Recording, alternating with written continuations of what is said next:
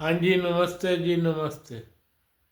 मैं हर्षवर्धन भारत की धरती से फिर से आपका स्वागत करता हूँ और अपने उन सैनिक भाई को सलाम पेश करता हूँ जो हमारी रक्षा में दिन रात एक किए हुए हैं भाई। साथ में उन सब्सक्राइबर भाइयों से कहता हूँ मुझको लाइक करें, सब्सक्राइब करें। तो भाई, मेरा जो आज की मंत्रणा है वो है ट्रम्प के ऊपर कि ट्रम्प ने क्या गदर फैला रखा है भाई। इस बंदे को कोई चिंता नहीं कि मेरे देश में कोई बिजनेस आता है या नहीं, कुछ आता है या नहीं। बस तेल के पीछे पागल हुआ घूम रहा है। हाँ जी, तेल के पीछे पागल हुआ घूम रहा है और अपने रिश्तेदारों को या अपने जो घर के बंदे हैं उनको तेल दिलवाने की सोच रखी है भाई इसने। अमेरिका का भी कोई भला नहीं हो रहा भाई। या तो अमेरिका का भला कर रहा हो, अमेरिका का भी नहीं हो रहा, उसका खुद का भला हो रहा है। खुद जो वो काम कर रहा है वो कैसे मेरे बंदे ऊपर बैठे। हाँ जी, कैसे मेरे बंदे ऊपर बैठे और वही सब कुछ करें, उनके हस्ताक्षर से ही सब कुछ हो। इसने ग्रीनलैंड का भी लेने का सोचा भाई। ये तो शुक्र है उनको अकल आ गई, क्या कहते हैं, यूरोप वालों को अकल आ गई भाई। ये तो काम खराब कर देगा। हाँ जी, काम खराब कर देगा। पहले हमने सोचा कुछ सुधर गया होगा या जैसे देखी है रिजीम ईरान की, ईरान की चक्कर में ये पीछे हट जाएगा, पर नहीं भाई। इसकी नज़रें तो ईरान पे ही लगी हुई है, चाहे युद्ध ही क्यों ना हो जाए। और युद्ध को बचते बचाते ये ईरान पर ऐसी रिजीम ऐसे वो थोप रहा है जिससे ईरान बहुत परेशान हो चुका है अंदर से। ये बात अलग है कि उन्होंने अपने 12,000 बंदे मार दिए भाई, इन्होंने अपने आप को बचाना भी है। 12,000 बंदे के मरने की रिपोर्ट आई है। अब आप क्या कहेंगे इसको, कौन गलत कौन सही, कौन गलत है कौन सही है। इसने क्या किया, इसने फिर से ईरान के ऊपर सैंक्शन लगाने की कोशिश करी। इसने वही चालें दोबारा चलनी शुरू कर दी जो इसने वेनेजुएला की तरफ करी थी। वही मादुरो को कहा था इसने। हाँ जी, मादुरो को 1-2 महीने पहले कह दिया था कि भैया तू ऐसा कर, तू अपना ताम जाम टीन टप्पर उठा और यहाँ से गोल हो जा। यहाँ से गोल हो जा, पर मादुरो नहीं माना। मैं क्यों गोल हो जाऊं, मैं राष्ट्रपति हूँ। पर इसने मादुरो को धमकी दी थी भाई, देख तुम गोल हो जाओ यहाँ से, नहीं तो तुम्हारे लिए अच्छा नहीं होगा। इससे पहले कि मादुरो समझ में आता मादुरो को कुछ, इसने अपना कांड कर दिया। तो वेनेजुएला, वैसे वेनेजुएला के जो इसकी दूसरी उपराष्ट्रपति थी ना, सारा खेल उसका रचाया हुआ भाई। वो ट्रम्प के साथ मिल गई थी, वो ट्रम्प के साथ मिल गई थी। या तो ट्रम्प ने कुछ पैसा खिलाया होगा उसको। बात सारी पैसे के ऊपर आ जाती है भाई, सारी बात पैसे के ऊपर आ जाती है। अब क्या करें। तो मादुरो के को हटाने के पीछे उसकी सेकंड मिनिस्टर का हाथ है, जो कि डिप्टी राष्ट्रपति थी वहाँ की। ऐसा कांड करा कि मादरो अंदर हो गया भाई। नहीं बाहर जाता तो मादरो को साफ सुथरे शब्दों में कहा था जब कि तुम यहाँ से गोल हो जाओ। अब सुनने में ये आया है ऐसी फिर से धमकी ईरान को भी दी गई है भाई। हाँ जी, ऐसी धमकी ईरान को भी दी गई है। ईरान को कैसे दी गई है? ईरान के टॉप खुमैनी से कहा है तुम चाइना या रशिया जहाँ भाग सकते हो भाग जाओ, अपने 150 जो तुम्हारे मंत्री हैं उनके साथ जो कुछ ले जाना चाहते हो ले जाओ। यहाँ तक ऑफर दी गई है उसको, पर ईरान नहीं मान रहा भाई। ईरान नहीं मान रहा। इसने फिर से धमकी दिया। मेरे को तो ये समझ में नहीं आता, एक बार जो तुम पीछे हटने का नाटक कर रहे थे तो फिर से तुमने उनको ईरान को धमकी दी है भाई। इसका मतलब इसकी नजरें तो ईरान की तरफ लगी ही हुई है। इसका मतलब ये हुआ इसकी नजरें ईरान की तरफ लगी हुई हैं। ये बात अलग है कि ईरान शुरू में गलती कर गया, पहलवी का शासन रहा नहीं और उसने शिया मुस्लिम को चुन लिया, तो गलती तो ईरान के लोगों से भी हुई है भाई। ईरान के लोगों से भी गलतियां हुई हैं, बहुत गलती हुई है। तो तब से ये लोग बैठे हुए थे, इनकी रिजीम बैठी हुई थी। तो अब ट्रंप आ गया। ट्रंप ने इनको साफ धमकी दी है, भैया तुम चले जाओ छोड़ के ईरान, तो फायदे में रहोगे। अभी तक तो वो धमकियां ही दे रहा है। कल परसों उसके विमान भी क्या कहते हैं ईरान की सीमा तक गए थे। विमान भी ईरान की सीमा तक गए थे भाई। कमाल की बात तो ये है, ईरान की सीमा तक वो ये देखने गए थे क्या इन्होंने S-400 ले रखा है या हम पर आक्रमण तो नहीं करते ईरान के लोग। ये सब देखने गए थे वो। पर और उनका एक जो है जहाज फ्लीट भी पहुंच चुका है ओमान की खाड़ी में। यहाँ से कहेंगे तो किसकी खाड़ी?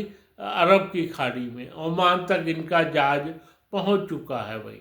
और उसके और 10-15 जहाज जो उसके साथ होते हैं वो थोड़ा सा दूर है, वो भी 1-2 दिन में आ जाएंगे, मतलब 15-20 घंटों में पहुंच जाएंगे इसके पास।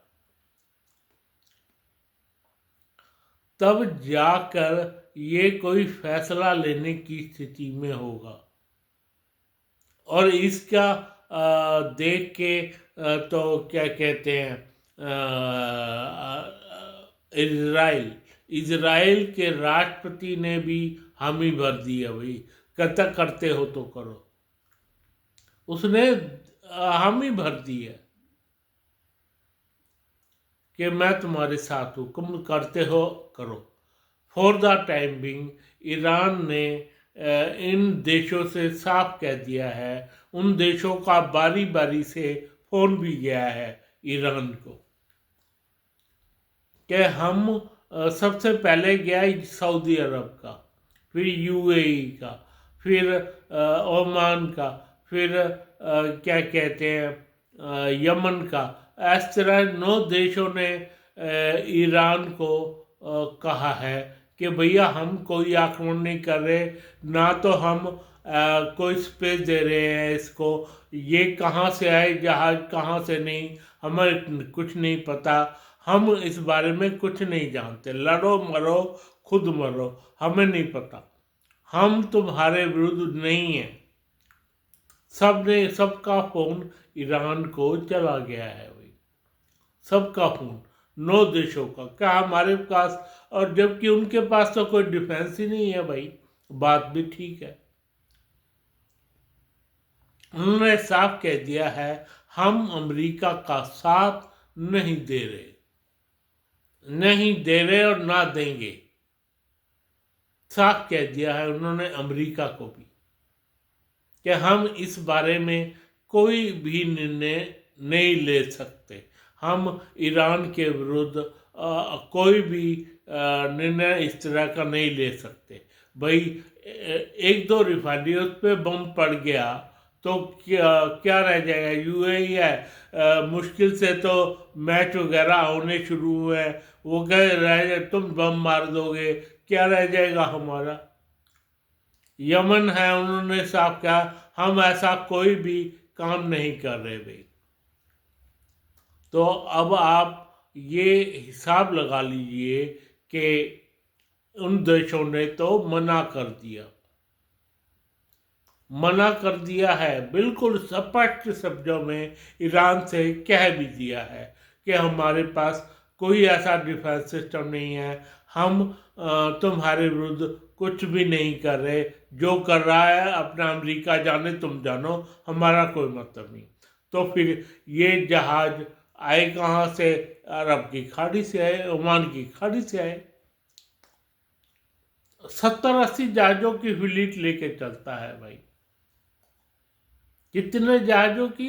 70-80 जहाज है अब्राहम लिंकन पे, और कई 90 की उसकी कैपेसिटी है। तो 80 जहाज वो लेके चलता है अपने साथ।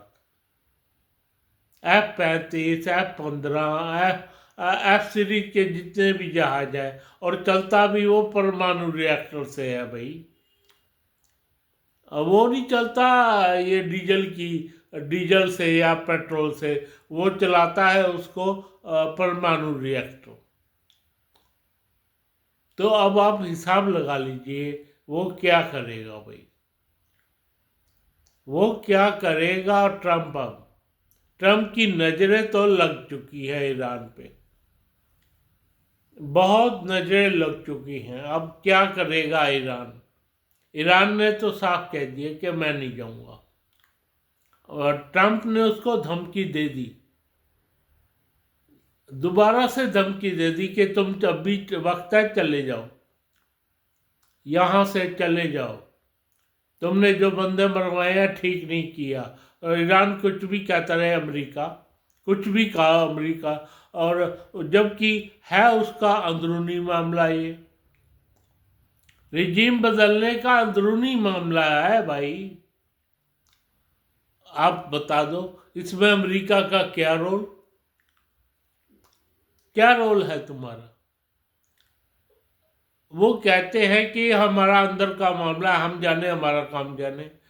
पर ट्रम्प कह रहे कि नहीं, ये तुम्हारा अंदर का मामला नहीं है। 12,000 लोग तुमने मरवा दिए। ट्रम्प तो ये कहेगा, उसको कोई बहाना तो चाहिए, उसको कोई बहाना तो चाहिए ना। ट्रम्प को कोई भी बहाना तो चाहिए। अब क्या करेगा? अब तो ये है कि देखने वाली बात है अब कौन सा किस बेस पे वो इनको उड़ाता है। हालांकि चाइना और रशिया के भी कुछ विमान कहा है कि हम देंगे। पता नहीं क्या होता है क्या नहीं, इस बारे में तो राम जाने क्या हुआ। मतलब ये कि अभी भी कुछ नहीं कहा जा सकता ईरान के बारे में, उनकी रिजीम के बारे में, खुमैनी के बारे में। जब खुमैनी को साफ सुथरे शब्दों में एक बार फिर से धमकी दी गई है भाई, कि तुम चले जाओ। वो किस तरह चला जाए भाई? वो तो नहीं जाते, वो कहते हम नहीं जाते। हाँ, ये बात अलग है, 9 देशों ने, मुस्लिम देशों ने साफ कह दिया कि अमेरिका को हम साथ में नहीं हैं, हम साथ में तुम्हारे नहीं हैं। नहीं है तो मतलब नहीं है। और उन्होंने ये बात ईरान को भी कह दिया, हमारे ऊपर बम मत चलाना, ना तो हम तुम्हारे ऊपर बम चला रहे, हम किसी भी प्रकार से तुम पर बम नहीं चलाएंगे। तो अब देखने वाली बात होगी कि ये लोग क्या करते हैं भाई, ये लोग क्या करते हैं। सिर्फ एक पाकिस्तान और है, देश पाकिस्तान नाम का, वो साथ दे रहा है अमेरिका का। हाँ जी, अमेरिका का साथ दे रहा है। तुर्की ने भी अपना झाड़ लिया पत्ता इससे। तुर्की ने भी साफ कह दिया कि मैं इस तरह का कोई भी निर्णय नहीं कर पाऊंगा। हालांकि वो देश नाटो का है, नाटो का है वो देश। तो क्या उसने यूरोप को किसी बारे में तो नहीं पटा लिया दोबारा, यूरोप को दोबारा पटा लिया हो, नाटो के देश भी आते हो भाई ईरान पे आक्रमण करने।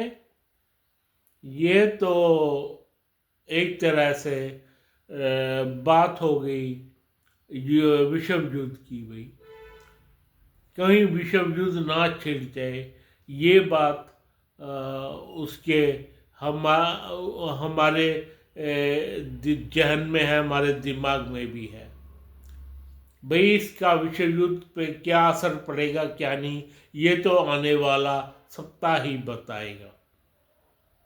जी हाँ, आने वाला सप्ताह बताएगा।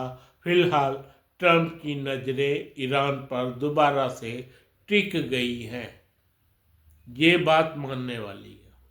खैर, अपने इन सैनिक भाइयों को मैं दोबारा सलाम पेश करता हूँ और दोबारा कहता हूँ अपने सब्सक्राइब भाइयों से मुझको लाइक करें, सब्सक्राइब करें। धन्यवाद धन्यवाद धन्यवाद।